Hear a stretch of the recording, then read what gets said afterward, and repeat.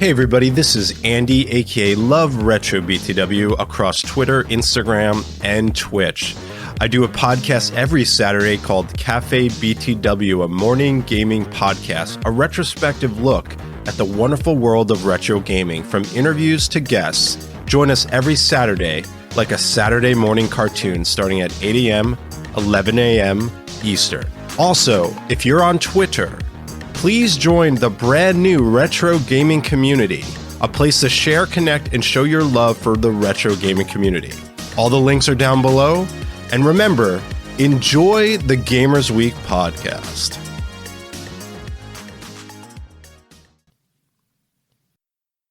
This time on Gamers Week podcast. Cult of the Lamb, however, looks amazing.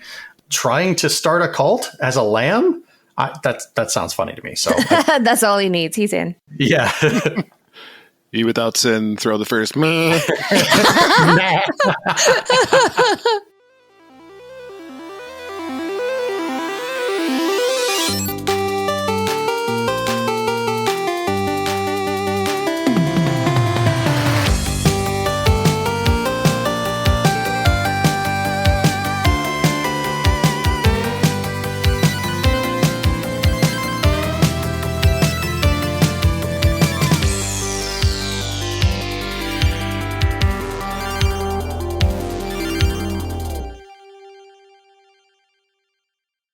And actually, you know what I didn't do is I didn't come up with funny introductions for you guys. You have failed us, Anakin.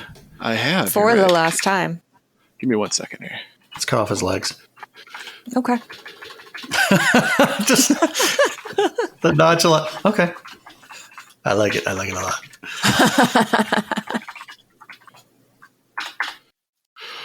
Welcome to Gamers Week podcast. Like the name says, we analyze the best, worst, and weirdest headlines of the past week in the video game industry. This is episode 34. Today is Wednesday, August 10th, 2022. And my name is Ryan, aka Professor Ryebread, aka just Ryebread.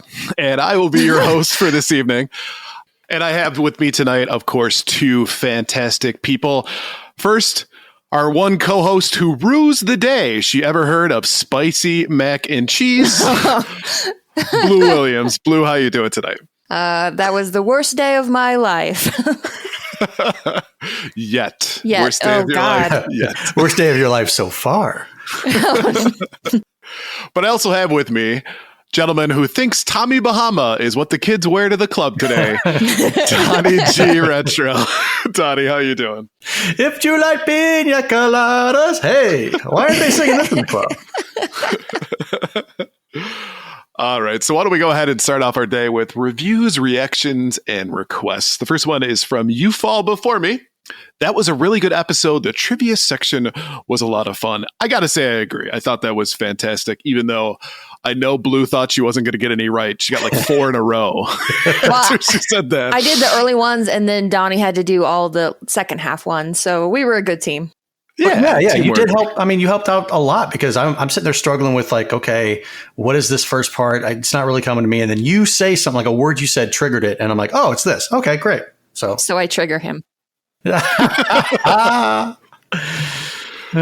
wasn't a one about gatekeeping though. So next time. Missed opportunities. All right, next up from Holy Headshot, enjoying the recent handheld cloud/Android gaming talk. I love the versatility of using my 8-bit dough pad for emulation or even xCloud. It won't replace other things, but the option is great, especially the emulation side, which doesn't need Wi-Fi. By the way, is that 8-bit do or 8-bit dough? Whatever. I'm sure there's somebody that's going to say, well, you're not pronouncing it correctly, but do whatever you want. Yeah, I got nothing. I put that comment on there and was like, glad I'm not reading it. So we're going to highlight this one in green. Yep. Love you. And last one from Terry Baca. I could provide insight into the mind of a backbone owner. Blue nailed it toward the end. It's basically a compromise so you can turn your Xbox or PlayStation into a Switch when you want to play in bed or maybe outside on a hammock. It was also useful to check out the Apple Arcade subscription you get free with new iPhones. It works great, but unlike a Switch, though, I don't like traveling with it. I also imagine a lot of kids who play Fortnite on their phones would find it useful. Nailed it. Swish. Swish, swish, pish. From downtown. Perfect. And now it's time for the...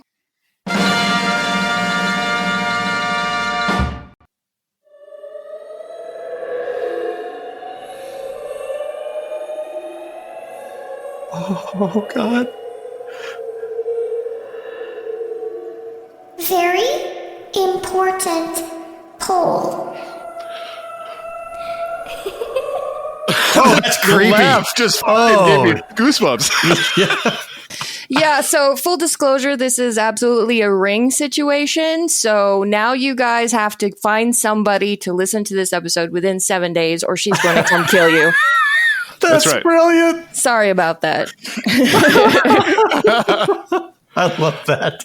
And we are available on all platforms, so you don't have to be just limited to VHS tape. Right. All right. Every Monday on Twitter, we post our VIP. That is our very important poll. And if you'd like to participate, follow us on Twitter at GamersWeekPC. So the question this week, what is your favorite video game title music? In third place, we have Xenoblade Chronicles with 8.3% of the vote. The Legend of Zelda Ocarina of Time came in second place with 30.9%. And the winner was Mega Man 2 with 34.2% of the votes. We also had 26.6% of people vote other. So let's look at some of the comments from the poll.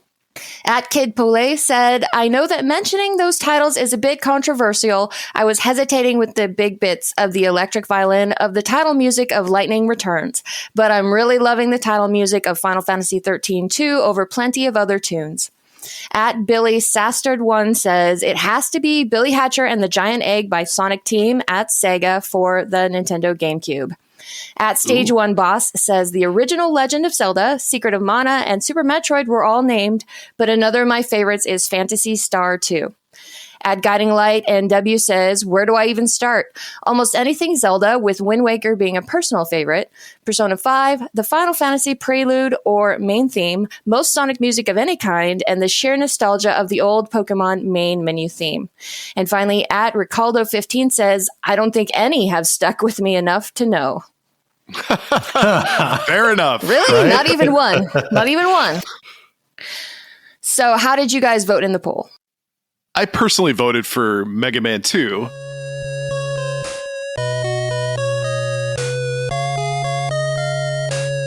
I think it's one of those beautiful mixtures of, chiptunes, but also like it's a crescendo, right?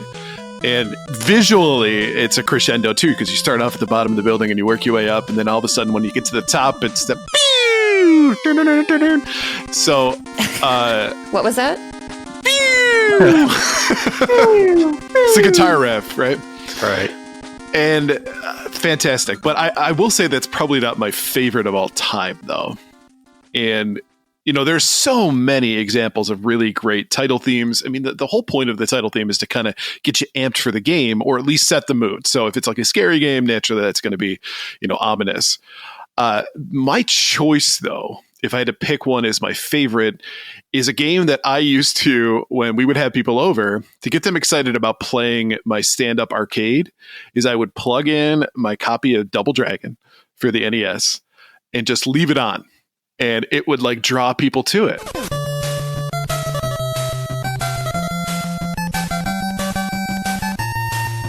Considering that it's on the NES, it has a limited amount of tracks that it can use in order to make sound, right? So considering that it is limited by the technology of it, it has an absolutely rockin' title theme. It sounds like, 80s metal. It's into it. It's got guitar riffs. It's got melodies to it. It's a fantastic example of what they could use the sound chip for on the NES. And I absolutely love that one. So that's going to be my choice. Very nice. Donnie, what about you? I kind of had two choices here. I actually Not allowed. I know. I was so indecisive on this one actually that I didn't even submit my vote on the poll just because I couldn't really decide. On one hand, you've got one of the games that I talked about a couple weeks ago on a friendly podcast of ours called the Retro Blast, and it was Metal Gear Solid.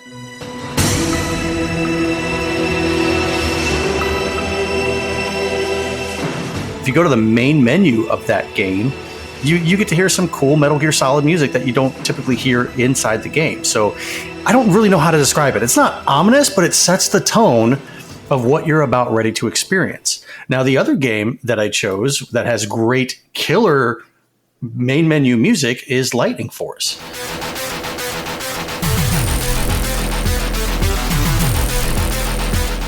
That same music you can find within the game itself. Yeah. And I don't know if you're sitting there just at the main menu, if the sound continues to repeat itself, or maybe you just get like a little snippet and then it goes off to like some example gameplay before it cycles back through or whatever. But the overall soundtrack of Lightning Force is killer in my book. Now, we're not talking about overall soundtracks of games. We're just talking about main menu. So it really is between those two. I couldn't decide a winner. And you know what's crazy about Lightning Force? Because I'm not a huge fan of the Genesis sound chip. It always sounds kind of tinny to me, but that is the quintessential, in my opinion, soundtrack coming out of the Genesis. That's a rockin' soundtrack if I've ever heard one. For sure. Blue, what about you? So you actually make a good point that I didn't think about. Title screen themes that don't actually appear in the game. So now I feel like I want to make a special shout out to Dr. Mario.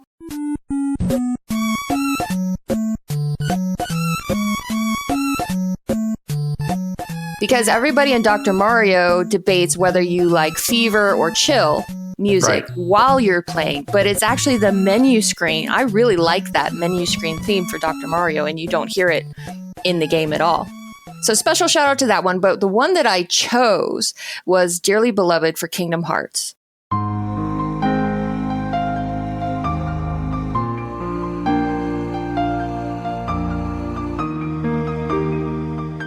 This is the track that made me fall in love with Yoko Shimomura. It's kind of dreamy, it's kind of wistful, and it does set the feeling for the theme of the game, which is growing up, which is losing those relationships with your childhood friends. They're changing, they're evolving. Maybe you're losing your friends, maybe you're able to hold on to them, maybe you're not. The melancholy of growing up. Is that what the game were about? If you dig a little deeper than the Disney characters, which Ryan refuses to do so. Not going to happen. Jeez, that sounds like wow. I'd probably be left crying if I played that game. Well, just start by listening to the menu theme. Okay. Great place to start. So what you're saying is that Hollow Knight is a gateway drug to other things that Blue likes. She got you hooked, man. Now you're going to start playing everything that she likes. Yeah, that's not going to happen. Is that a bad thing? No, it's not a bad thing. I'm not a little puppy that's following you around. You know what I'm saying? Give me more games to play, Blue. Please, Blue. I want some more.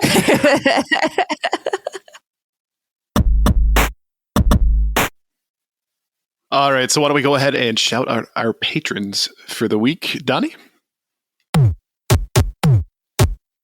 We couldn't do what we do without the help of our gorgeous patrons. Here are the generous folks supporting Gamers Week on Patreon.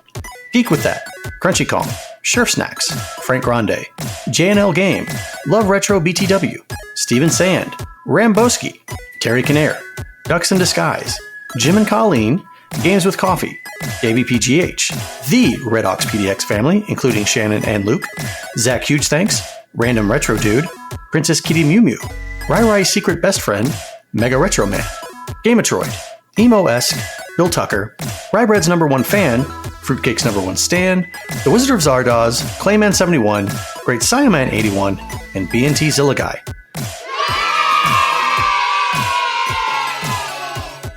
If you like what you hear today, and we really hope you do, please consider joining us on Patreon.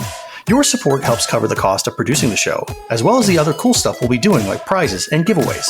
You'll also gain access to our weekly patron-only bonus cast called Gamers Week Uncut, Patrons with Benefits. Visit patreon.com/gamersweek or follow the link in the show notes to learn more.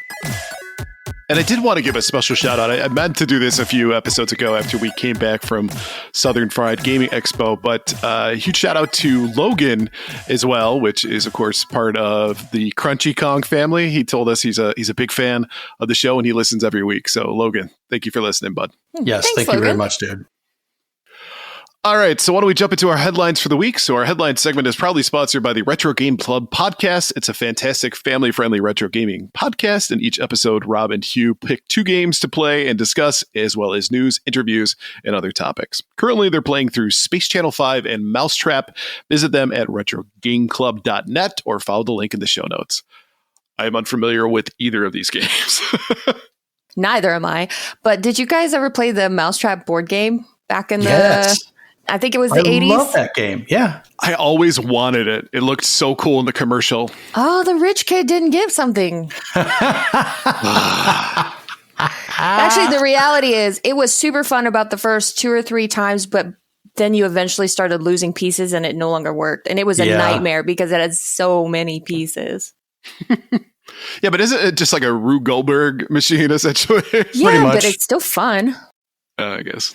So the whole point, though, is you go along and you add more elements to the Rube Goldberg machine and eventually get to the point where you trap your own mouse pieces, right? I don't really remember the details. Okay. Yeah, I just remember trapping mouse pieces. Now, I think Mousetrap, the game, however, isn't that for the Atari 2600? And yeah, Television, ColecoVision, Atari 2600. Okay. There you go. Any resemblance to... Niet, comrade. Niet. Got it.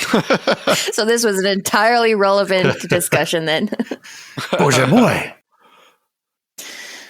All right, first up from Business Wire, Splatoon 3 makes a big splash in new video preview filled to the gills with fresh gameplay and new details. Squeak! In a new 30-minute Splatoon 3 Direct video presentation, Nintendo took fans and viewers on a deep dive through the newest entry in the adrenaline-fueled Splatoon series. The ink-splatting multiplayer action game Splatoon 3 launches for the Nintendo Switch family of systems on September 9, but pre-orders for the game are available now. This sneak peek presentation unveils new battle systems, new maneuvers, and a fun assortment of new splatterific weapons. The presentation also showcases new details about Splatoon 3's 3 main modes. The all-new single-player story mode called Return of the Mammalians, Turf War featuring new weapons and a new and returning stages, and the revamped Salmon Run, a co-op mode in which a team of 4 fends off waves of enemies, which now adds giant, dangerous bosses to the mix. Additionally, recurring multiplayer events called Splatfest are returning with a twist. The Splatoon 3 Splatfest world premiere demo will take place on August 27 and offers Nintendo Switch owners the chance to play in a free global Splatoon 3 event before the full game launches on September 9. In addition, on August 26, a special edition Splatoon 3 themed Nintendo Switch OLED model system will be available in stores at a suggested retail price of $359.99. Side note, expect that to at least double when the scalpers get a hold of it. Adorned with splashy, squid-tastic images straight out of Splatsville, the special edition console includes a set of 1 blue and 1 yellow gradient Joy-Con controllers with white underbellies and a white graffiti-themed Nintendo Switch dock. Straight out of Splatsville. All right, Ryan, go. Super excited about this. This was a fantastic direct that was literally targeted at me. They could have just said, "This is Ryan's direct. Nobody else has to watch it."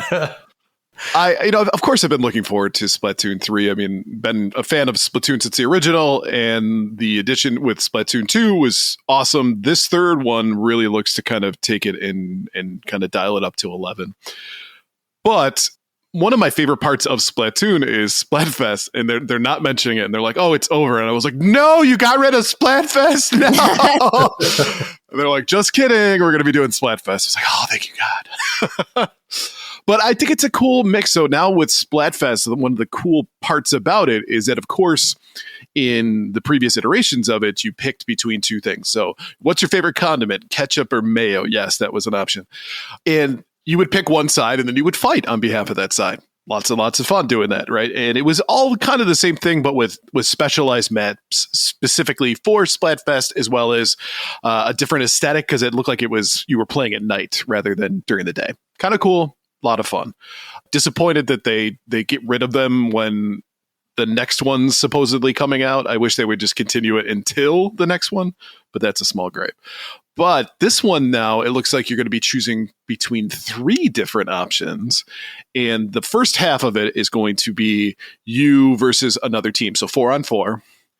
And the second half of Splatfest is going to be a team that is highly ranked is going to be playing as a foursome versus 2 teams of 2 with different colors. And the idea is that they have to do a turf war or keep the floor painted in their color while fending off a 2-sided attack, essentially, which I think is a pretty cool concept. I'm pretty excited about that. Obviously, in practice, it may be different, but from what it looks like, it's super, super cool. They got a lot of new weapons within the game. One of them is a katana, which I think is going to be probably something I'll pick up. They have a whole bunch of new specials as well, which look pretty cool, but they also brought back some of the good ones. So Booyah Bomb is still going to be there. That's my go-to. So yay, happy about that. The other thing is that they're offering 2 different like moves that you can do that I think is going to change the gameplay drastically. Whether it's a good thing or a bad thing, I don't know yet. But one of them is you can charge up your squid movement in the paint and go really fast for a short burst, which can be advantageous, especially if you're trying to get away from somebody else or you're trying to get into a zone fairly quickly. The other one is that you can do kind of a backflip out of the paint and you're temporarily immune to damage while you're doing that backflip, which again is cool defensive move. I just don't know if that sounds to me a bit overpowered though. So we'll see where that goes, because I'm the kind of person that likes to bum rush people before they even really know what's going on in the game and get a kill, essentially. But if they could do that, that might really change the dynamic. So Ryan likes bullying noobs, and he doesn't want them to have a maneuver that allows them to defend themselves. Is that what I'm hearing here? That is 100% correct, right. Yes. All right. But they've got some interesting... So for one of them, the special is that you basically put out a vending machine with different items that your team can pick up, which I think is kind of cool. There seems to be a crab tank, which sounds awesome. And the one thing that I've never gotten into is salmon run, but that did look pretty cool when you get an ultimate boss fight. And it sounds like they're going to be doing kind of like a salmon run Splatfest every couple of months as well. So that might be a great opportunity to really up your stats and stuff. So definitely something I might be interested in. But yeah, there isn't a moment that I wasn't watching that going, this is going to be awesome. I was floored. So cannot wait for this to happen. And once it drops, you might not hear from me very much. Was your jaw completely on the floor whenever they were announcing this?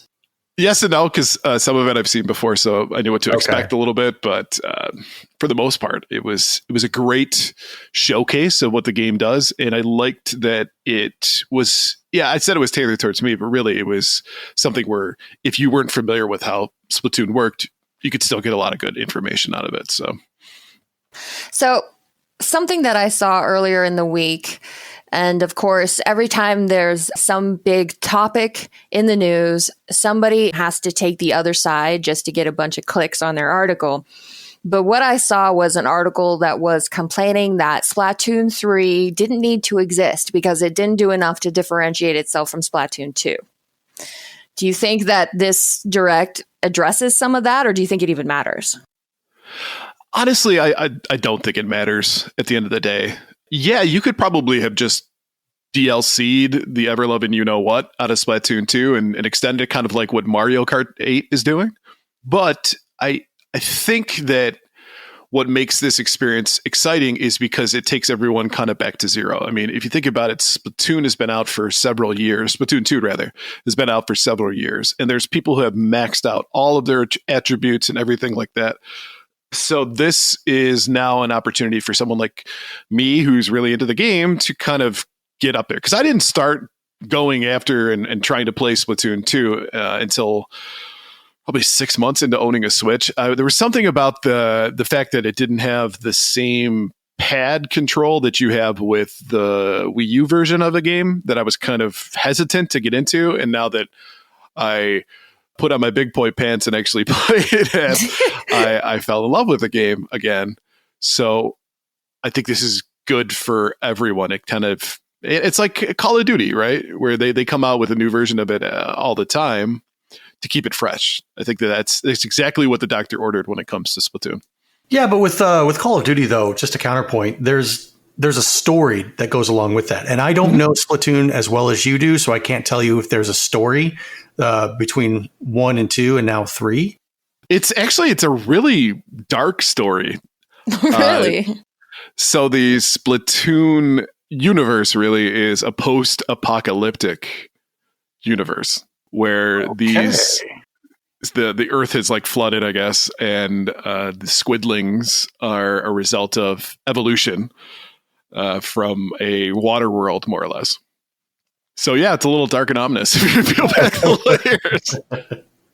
Resetting everything back to zero is actually kind of an attractive feature because I'm not really into Splatoon. And part of the reason it's been difficult for me to get in there is I've always found it to be really unbalanced experience.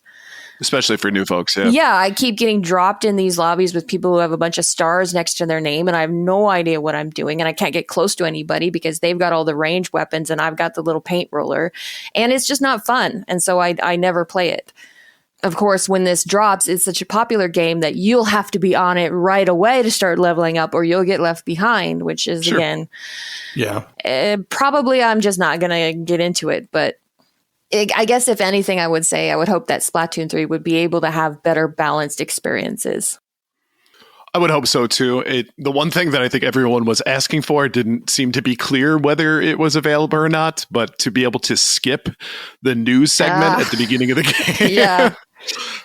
They've got 2 new characters. I forgot what their names are, but it basically took everything that was, I think, good about Splatoon 2 and just kind of added to it. So it's more of what you want, I guess.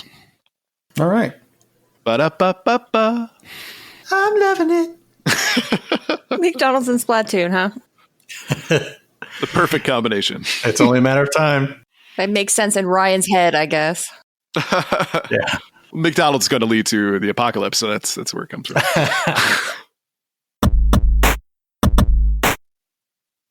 All right. From Metro, Twitch and YouTube gaming viewer figures plummet as summer video game drought continues. New research has revealed that the cumulative hours spent watching gaming streams across all the major platforms, Twitch, YouTube, and Facebook gaming, decreased significantly throughout the spring compared to the beginning of the year. For the 3 months ending March 2022, they had accrued around 8.06 billion hours. But between April and June 2022, that had dropped by 8.4% to only 7.36 billion hours. It's not just the viewing figures either. People are also streaming less. Streamers broadcasted 220 million hours of content across all platforms this quarter, 30 million less than the previous quarter, and 53 million less compared to last year. There's likely no single reason for these statistics, but we can make some safe assumptions, especially given they closely mirror the decline seen in actual video game sales. For starters, there was a noticeable lack of any major releases throughout April to June. There's also the issue that people have been less inclined to watch streams as lockdown restrictions have eased up. Twitch has also come under fire for how it displays ads, as in they are frustratingly frequent. You can now be met with multiple ads in a row, even while watching a single stream, and that's become increasingly frustrating for viewers. I can say that the other night I was watching Davey compete in DWP high score, and in the middle of his round that he was very close to getting knocked down. It wasn't sure, it was kind of hanging in the balance, and all of a sudden, boom, 2 ads right in a row. Yeah. Right. Full screen ads, not like down in the corner or anything. On Saturday when I was watching Davey and Ducks in Disguise do their joint stream, their stream was interrupted probably 6 times with these ads. It just doesn't work well for gaming because it's not like the game pauses behind the ad. You just literally miss whatever's going on behind the ad and kind of cross your fingers that it wasn't crucial to your viewing experience. And what I didn't like about it is that the little ticker at the top made it sound like it was initiated by Davey. It said, Davey's taking an ad break. No. But he wasn't. Yeah, I know that as a streamer, you can set that up to benefit from Twitch's ads. You can say, "Oh, run a 30-second ad or run 2 15-second ads or what have you." But this sounds like Twitch is actually forcing this on their streamers. I would assume that that's a result of the fact that not as many people are watching, so they're trying to keep up the ad revenue to where it was with the lack of viewership. That doesn't make any sense. Doesn't it? Because what they're doing to try to make up the money is driving people away. So your viewership is going to go even more down. That makes about as much sense as Netflix losing a bunch of subscribers and then raising rates and cracking down on password sharing. It's like you actually want people to go to Hulu, don't you? And to your point, one of the things that I think happened there is that it probably was more of a corporate decision rather than thinking about how is this going to impact our viewers? They were thinking, oh man, the numbers are declining, so I got to do something to keep that data where I want it. So I got to cook the books more or less in order to make sure the ad revenue stays there, and without thinking that that was going to have a negative impact whatsoever. So some guy in a corporate boardroom was like, yeah, that sounds great. What you're saying is multi-billion-dollar companies are run by suits in ivory towers who have completely forgotten what it's like to be a regular customer of their product? Gasp. I'm shocked. I'm clutching my pearls. Right. And this is not the first time that I'm hearing of streamers actually not streaming as much. You know, being on Twitter constantly, I do see other people saying that they're burnt out, they're taking a break. I myself have not streamed in quite some time. I used to like streaming. I streamed a lot. And I mean, it was like several days a week. And then it just got to be where I'm spending too much time streaming instead of being outside and touching grass. And during the summer months, I would rather be outside where it's nice and warm and soak up the sun and save the streaming maybe for like the winter months when it's too cold out. But even then, it just started to feel like work. And I don't want something that I love to feel like work, because then I just burnt out on it. And I think the article as well kind of touches on the fact that this is post, we'll say, lockdown. And to me, this is like the post-lockdown hangover, more or less, where we're all just kind of like, you know, that bear who's getting out of hibernation. It's finally time. Stumbling around looking for something to eat. Right, more or less. But the whole entertainment factor during, of course, the pandemic was Twitch was there, you know. It was a main source of entertainment for me. I know that for sure. And now with things opening up, it's less a priority for me. Right. You look at the numbers, the streaming hours or viewership hours are down only 8.4%. Right. That's not that much. So I would imagine, I mean, the article doesn't cover it, but I would imagine they're still above what they were before the pandemic started. Absolutely. Absolutely. Right. So any way you slice it, this is not necessarily bad news for the streaming industry. It's good for people to get outside and touch grass. That's very good. The only thing is you look at 8.4%, and if you put a dollar amount behind that, I guarantee you that's a lot of lost ad revenue. Of course. But is it too much to really raise the alarm and have the firemen come and spray everything off? I don't think so. No. And let's be honest, the winter months people are much more likely to stream during the winter when they can't go outside anyway. Right. So unless you live in sunny San Diego where the air is dewy sweet. Is the air dewy sweet in San Diego? I don't know. I've heard stories. There, Hawaii, wherever. Taste that. Tastes like winning. All right, next up from IGN, Netflix is getting less than 1% of its subscribers to play its games. Full disclosure on this one, I forgot that Netflix had games until I read this. All right, so Netflix has been working on its video game initiative for a while now, but it seems Netflix subscribers aren't catching on. According to a new report from CNBC, 1.7 million Netflix subscribers are interacting with the service's games on a daily basis, which is less than 1% of Netflix's 221 million subscribers. Netflix's current game catalog consists of 24 games, from Netflix adaptations like Stranger Things to multi-platform indies like Moonlighter. We also know the company is working on adaptations of some of its original streaming content, including The Queen's Gambit, Shadow and Bone, and The Money Heist. In January, Netflix said it was aiming to have the absolute best gaming service for its customers.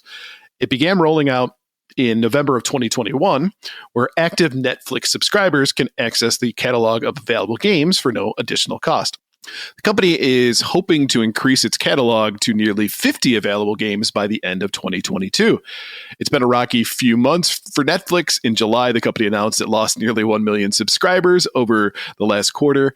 Netflix is also in the midst of a password sharing crackdown, and as it blames customer sharing accounts for part of its struggles.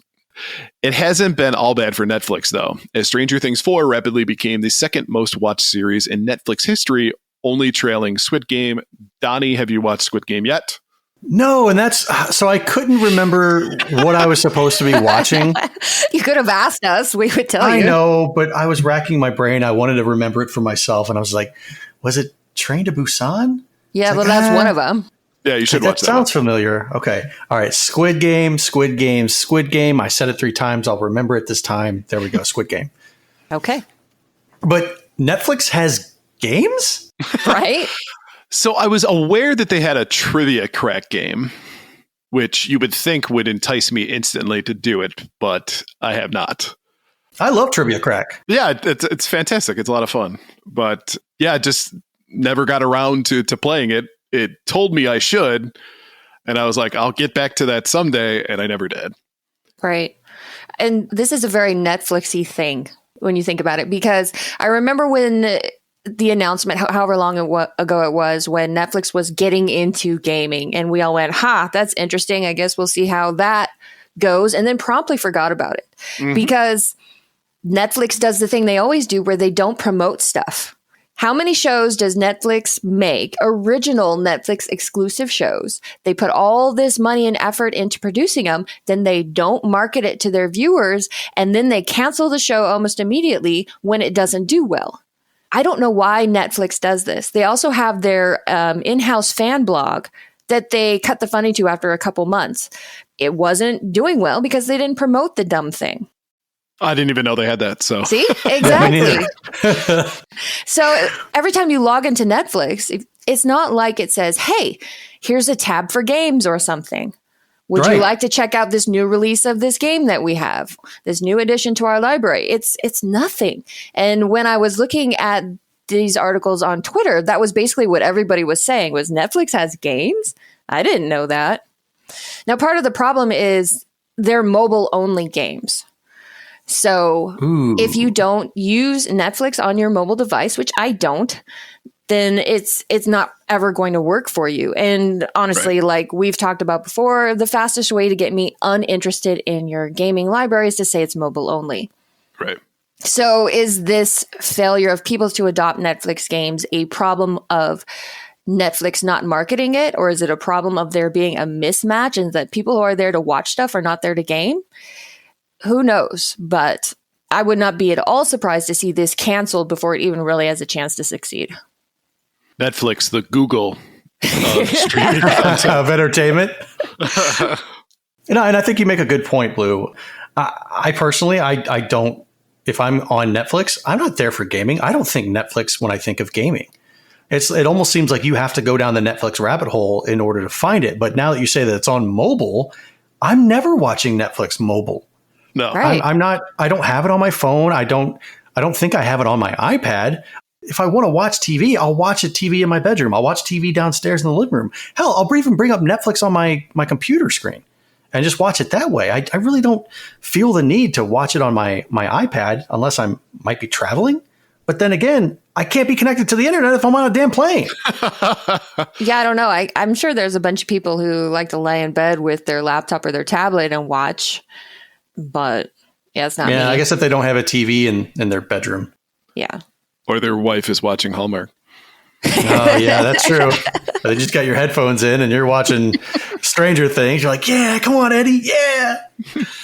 Run up that hill. I do like that they're working on adaptations of original streaming content, including the Queen's Gambit. So, Jess? You're right. It's this radical new idea. You're going to love it. It just reminds me of when you go to like Vegas or even any casino nowadays, and all of the slot machines are themed with something. Like you can go and get the Big Bang Theory slot machine.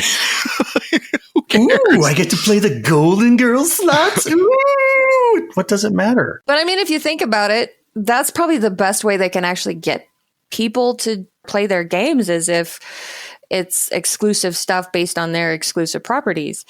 There's absolutely no reason you need to go to Netflix games to play Moonlighter. Right. Stranger Things, though, I guess. I don't know. I'm still not going to play mobile games. Fight the power, Blue. Fight the power. That's just me clinging to my old person ways. And you're not getting that ball out of my yard. God damn it. It's my ball now. Look at me. Look at me. It's my ball now.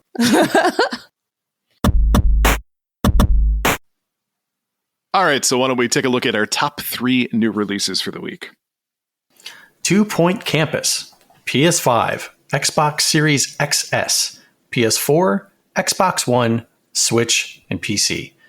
Build the university of your dreams with 2 Point Campus, the sim with a twist from the makers of 2 Point Hospital. Build, hire staff, and run an academic institution packed with wild courses. Yay. Cult of the Lamb, PS5, Xbox Series XS, PS4, Switch, and PC. Cult of the Lamb casts players in the role of a possessed lamb saved from annihilation by an ominous stranger who must repay their debt by building a loyal following in his name. Start your own cult in a land of false prophets, venturing out into diverse and mysterious regions to build a loyal community of woodland followers and spread your word to become the one true cult. I like it. Rumbleverse. PS5, Xbox Series XS, PS4, Xbox One, and PC. Rumbleverse is an all-new, free-to-play 40-person brawler royale where anyone can be a champion. You play as your own unique citizen of Grappital City as you battle your way to victory. Customize your fighter by mixing and matching hundreds of unique items and stand out from the crowd. Get launched from a cannon, drop into the streets, and prepare to throw down. Where you land is up to you, but beware, there's chaos around every corner and on top of the tallest skyscraper. Based on these 3 choices for this week, which one tickles your fancy, Ryan?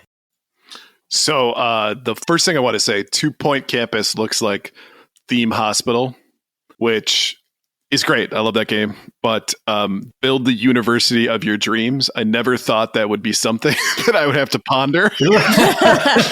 What kind of university are you dreaming about? Right. I'm going to make a university with blackjack and hookers. Right. Rumbleverse looks like if they took the guns out of Fortnite, which is the thing that makes it fun. But hey, if you're into beat 'em ups, sure. But Cult of the Lamb, I think really speaks to me because I think I would be a really good cult leader. So this is kind of my natural calling, but I don't know if I have the right recipe for Kool-Aid, so we'll have to figure that one out. I'm not big into roguelike games, but with the story elements to it, I think it would certainly keep me intrigued. Blue, what about you? So yeah, Rumbleverse, free to play, 40-person brawler royale. No, thank you. 2 Point Campus, meh. Cult of the Lamb we talked about several weeks ago after the Devolver Digital showcase on Not E3 week. And I'm still as interested in it now as I was then. It looks really dark, really like black humor, really irreverent. And the gameplay kind of reminds me of Moonlighter, where it's almost like 2 separate games. On one half of the game, you go and explore the dungeons. And then the other half of the game, you go and tend to your base. And in Moonlighter, I found that gameplay loop to be super addictive. I think I stayed up all night more than once until I maxed out the game and did everything I could. So I could definitely see Cult of the Lamb being a similar experience. I don't know if that's good or bad for me at this point in my life, but that's the one that I would definitely be getting. I think I'm in the same boat. 2 Point Campus, I don't like simulation games, so nothing there intrigues me. Rumbleverse, maybe. Like I was reading the definition of it, and I'm just like, free to play brawler just doesn't really entice me at all. And here's the thing about that is they have to make sure that they have a big enough player base to fill those games. Oh, absolutely. Because otherwise, it's going to be a crap experience. Yep. You log in and there's maybe 10 people, and like, how is this fun? Right. Or you have to wait forever to get into a match. Yeah, like a lobby load and everything. Mm-hmm. Rumbleverse, I think they were actually delayed. So back in January, they were supposed to come out in February, and it was delayed indefinitely. So now that they're actually coming out, I wonder if they fixed some issues that they had. I'm looking at a picture right here of somebody in a horse costume, like the horse mask. You know, those rubber horse masks? Uh-huh. He's got elbow pads. He's got gloves on, and he's holding a chair, like a folding chair, above his head, wrestler style, about ready to slam it on somebody's head. I looked at that and I was like, okay, that's funny as hell. Maybe I will kind of like see what it's like, just play it a little bit. But I'm hard pressed to find myself liking a new battle royale. Cult of the Lamb, however, looks amazing. Trying to start a cult as a lamb? That sounds funny to me. So that's all he needs. He's in. Yeah. Eat without sin. Throw the first. That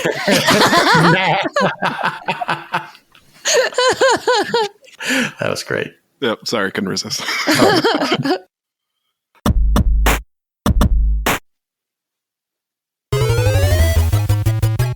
Week 2 of the first ever Gamers Week podcast high score tournament is now in the books. Congrats to Seth, Saint Squiggy, the winner of Week 2's Punch-Out contest. He came out with a score of 101,100. Woo! Congratulations, boo. Just as a reminder, this is a 5-game tournament, and all games will be MAME arcade games. The winners of each week will get a spot in the finals, and the overall winner will receive a very valuable trophy. Wink. So right now we have Saint Squiggy and Mega Retro Man moving on to the finals with their wins. The game for week 3 is Ninja Baseball Batman. Play kicks off on Friday, August 12th, and you'll have until Tuesday, August 16th to submit your score. For a full set of rules, check out the pinned tweet on my Twitter account. That's @DonnieGRetro on Twitter, or follow the link in the show notes. And remember, all submissions have to be in by 9 a.m. Central Time on Tuesday, August 16th.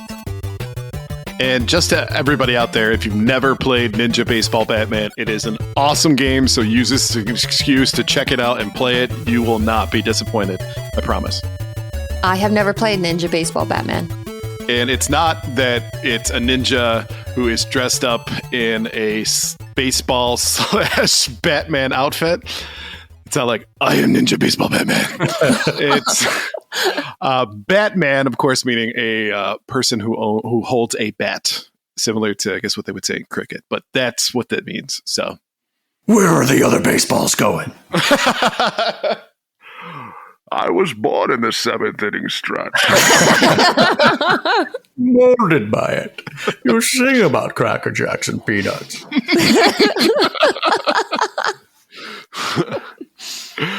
All right, so why don't we jump into our main topic for tonight from GameIndustry.biz. Are video games really more expensive? Inflation has recently become a serious problem the world over. No country is immune, and there are real fears that higher interest rates, squeeze demand, and cutbacks could spark stagflation, or even worse, a global recession. Reports of stable goods going up in price is becoming a daily occurrence. And what of video games? Could we see the $69.99 price tag for new PS5 and Xbox Series games go higher? So far, this is not the case, but anything is possible. If energy costs and the cost of goods keep rising, how long will publishers absorb rising production prices before they pass that on to you and me?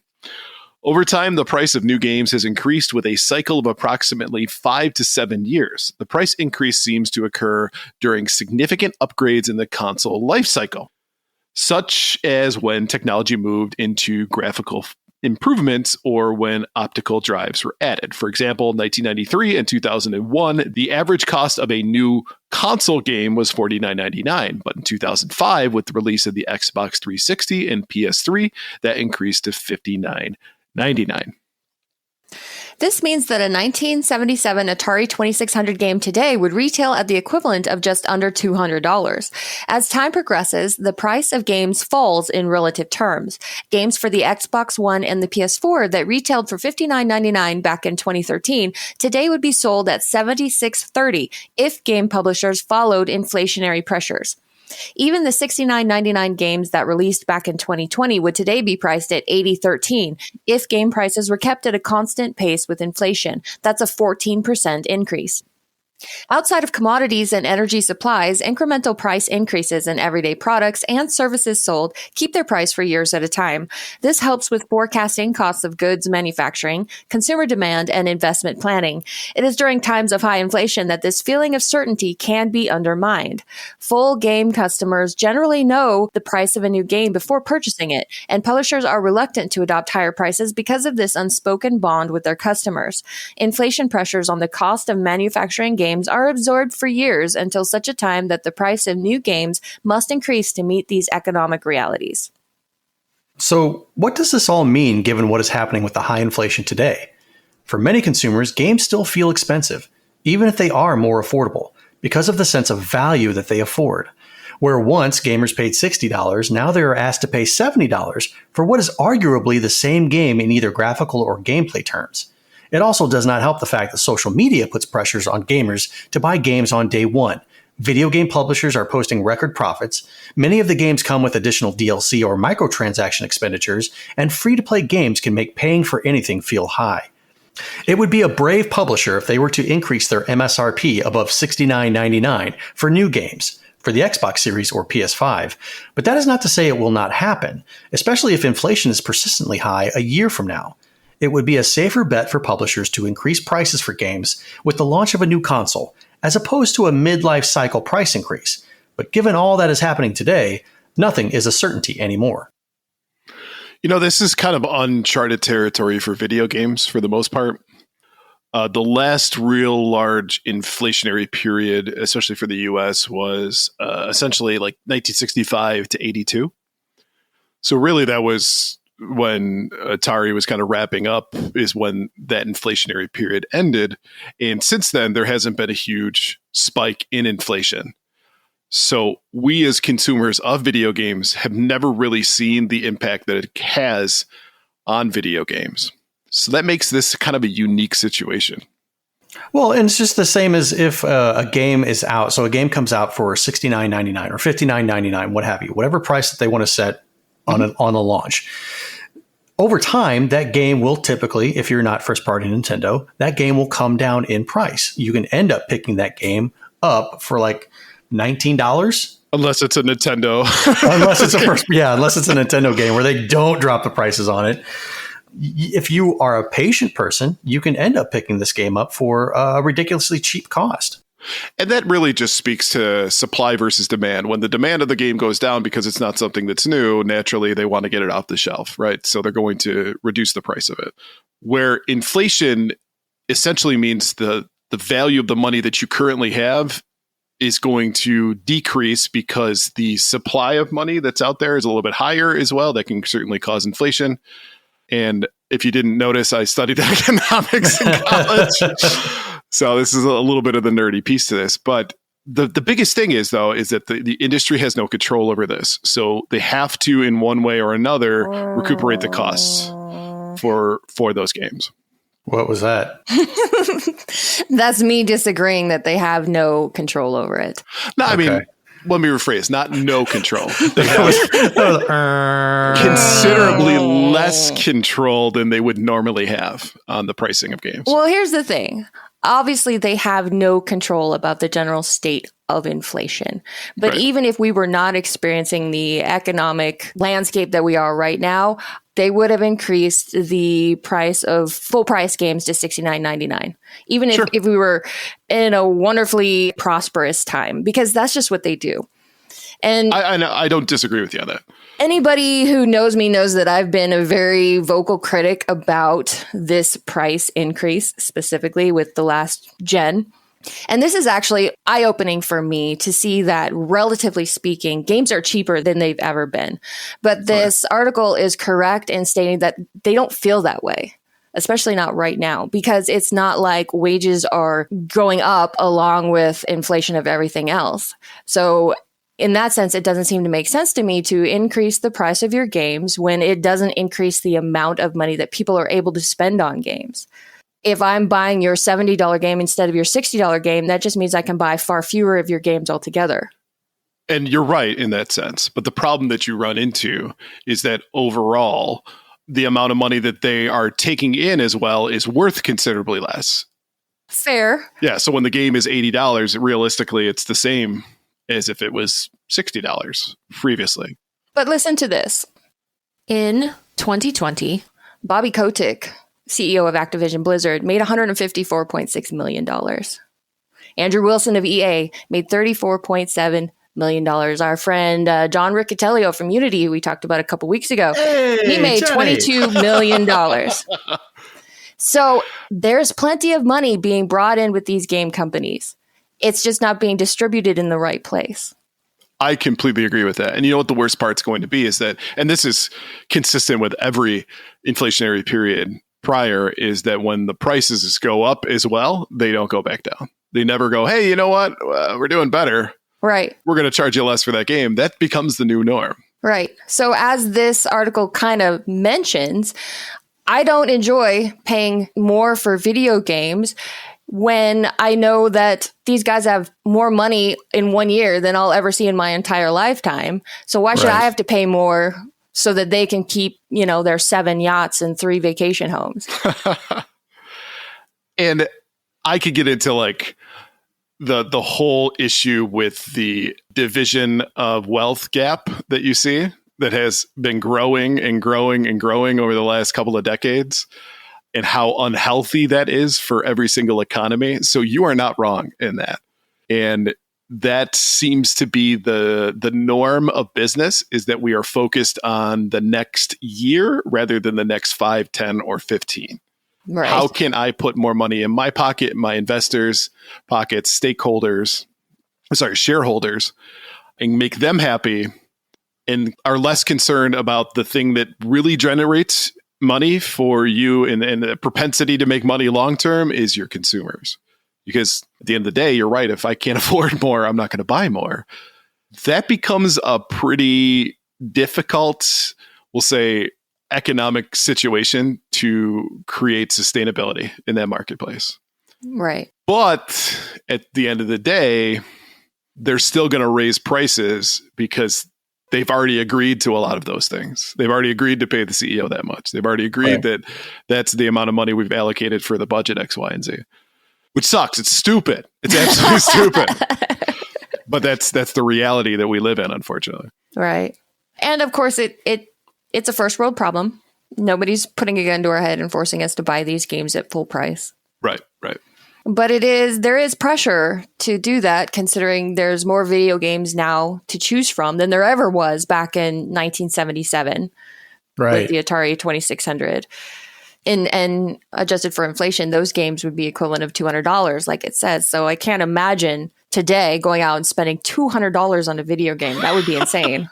And an Atari game at that. Right. These graphics are so intense. I think what makes this worse too is that if you look at the technology between each generation of consoles, the difference between them is less and less every time. So the difference between Atari versus Nintendo, huge jump. Difference between Nintendo, Super Nintendo, pretty big jump. And then it just starts getting smaller and smaller over time. So you're looking at games that were on the PS4. Their new version is going to be on the PS5. There isn't that much of a contrast between the two.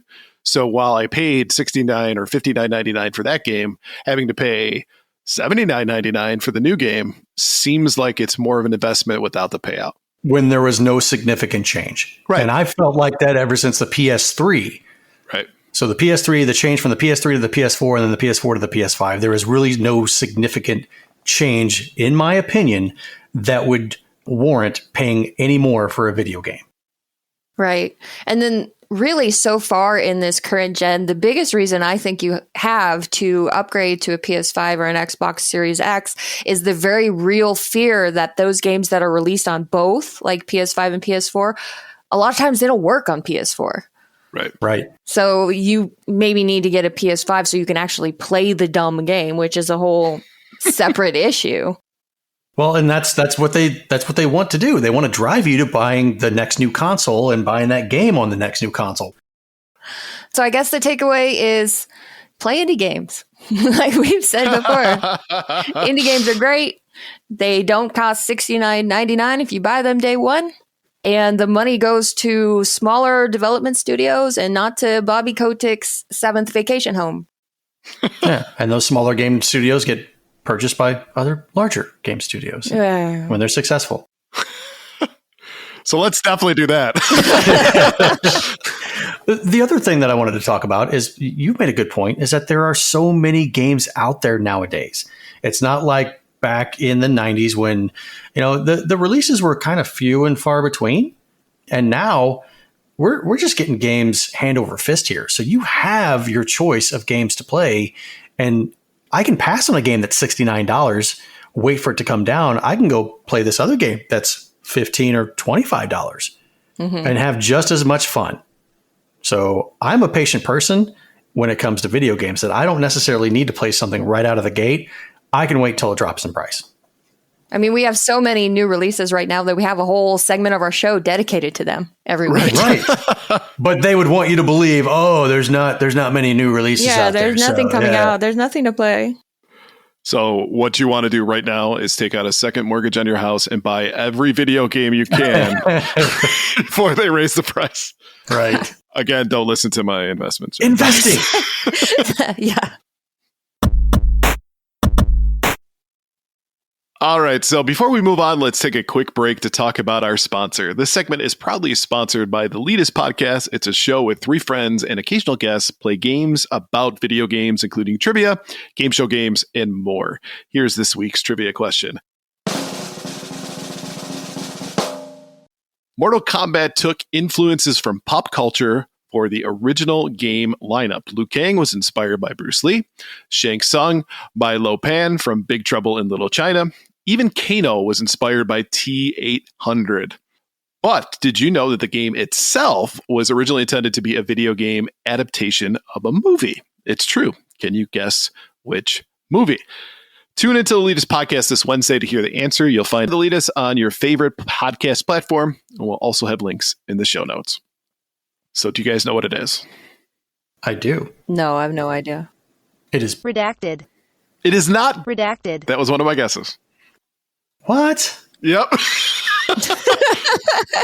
No. Yes, apparently it was supposed to be a redacted game, and they scrapped it because that was a crappy movie. Okay. All right, continue.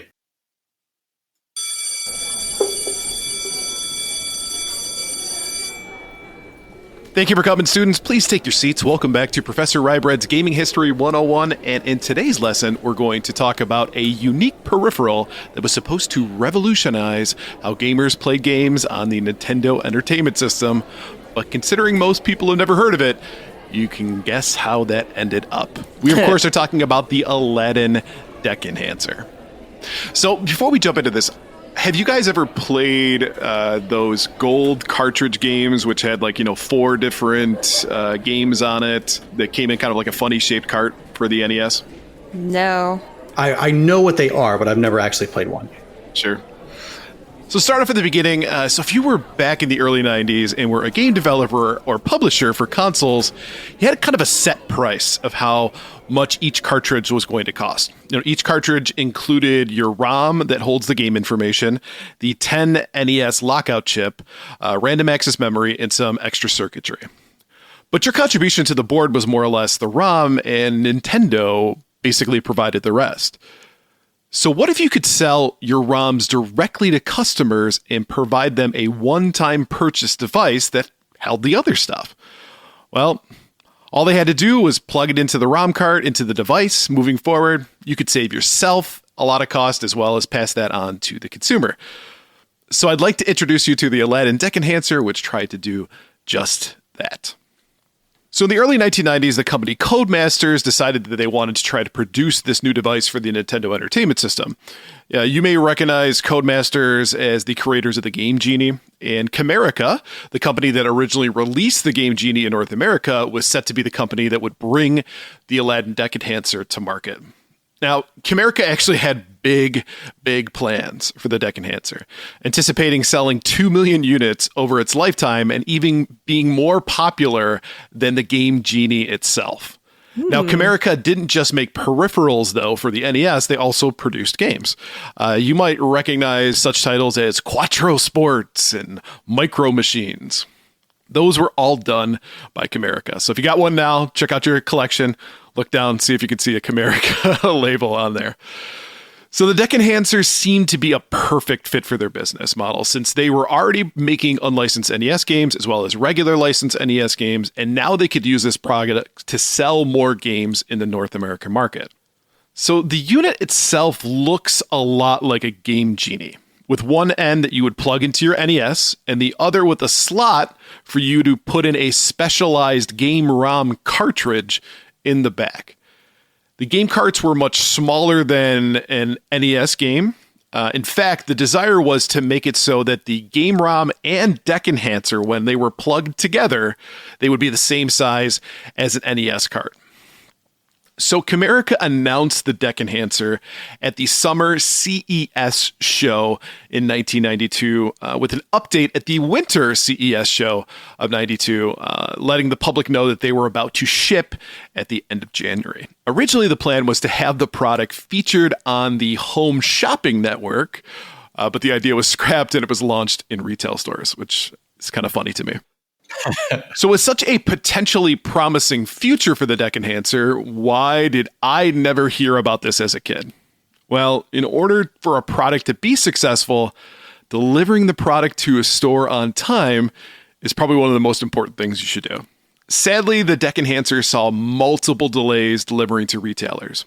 According to Bob Schruick, VP of Marketing and Sales for Camerica at the time, many deliveries were late, and retailers could not count on delivery being on time, and they started to cancel orders. And then they were stuck with inventory and had to move it the best way they could to recover cash that was already spent. They tried to go public in Canada, and their IPO failed, and they ran out of cash to support their other business. I was the VP of sales of Atari when they hired me, and they wanted my name and history in their IOP. They had a good idea, but they couldn't meet the demand, just like Atari. Ouch. Right. The other issue as well was the games. Many of the games were already available on the Nintendo Entertainment System at launch, so really there wasn't mass appeal or urgency to buy the Deck Enhancer. Not to mention the games themselves were really simple and not very exciting titles. With only 6 games at launch and 25 games released in its lifetime, gamers weren't exactly chomping at the bit to get the unit. Even though the game sold between $17.99 and $19.99, which sounds like a huge savings compared to most NES games that sold for basically twice as much, Camerica was only charging $29.99 for their regular cartridge versions of their games. So sure, you're saving $10, but it also requires you to purchase the unit first for $39.99. So with a limited, simple library, mismanaged launch, and supply issues, the Deck Enhancer was essentially dead on arrival. However, since many of the games never made it to market, it's much easier as a collector to get your hands on the Master Cart and games complete in box or even sealed. So there's that. But to kind of sum up things, the Deck Enhancer was probably a few years too late to really make a splash in the market, considering the Super Nintendo had been out for 2 years when it first launched. Even though there were plans to make one for the Super Nintendo and Genesis, the fumbled launch has turned the Deck Enhancer into nothing more than essentially a novelty or an oddity today. Thank you all for attending today's lesson. Big thank you to NESworld.com for much of the information on today's topic. And just a reminder, if you have any ideas for a story you'd like to hear, send us a message at gamersweekpodcast@gmail.com, and we might feature your suggestion. All right, so to wrap things up, thank you for listening to episode 34 of Gamers Week Podcast, and a big thank you to the Retro Game Club Podcast, the Leadus Podcast, and Love Retro BTW for sponsoring this episode. Don't forget to check out their links in the show notes. If you want to connect with Gamers Week, follow us on Twitter at GamersWeekPC, email us at gamersweekpodcast@gmail.com, visit our merch store at gamers-week-podcast.creator-spring.com, or if you want to do it the easy way, follow the link in the show notes, or join us on Patreon at patreon.com/GamersWeek. Finally, since you made it all the way to the end of the episode, please leave us a rating and review to let us know how we did. We really value your feedback, and while you're there, consider subscribing on iTunes, Spotify, or your podcast platform of choice. Good night, Ed. Don't make me do it. You don't have to. But he can't stand it. He has to do it. It's eating away at him right now. I know, it's eating at its soul. I'm just going to leave everyone in anticipation. We'll just end there.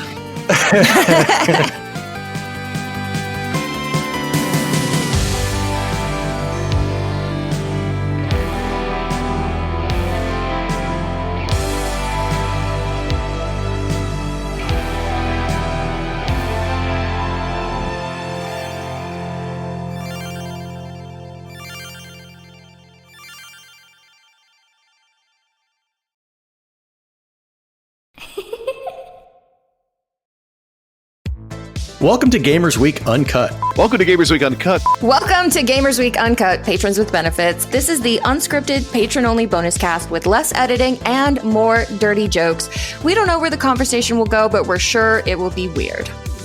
This fish just went right on my nipple, and I'm just like, I Google Street Fighter 6. The first search result that comes up is people think they can see Ryu's in the Street Fighter 6 reveal. Listen up here, kids. You're not going to want to get one of those VD-STDs things, right? Make it fall off. When you go, grab a pro. You'll be doing it for America. that was perfect. If you want to hear weekly episodes of our patron-only bonus cast, join us at patreon.com/gamersweek.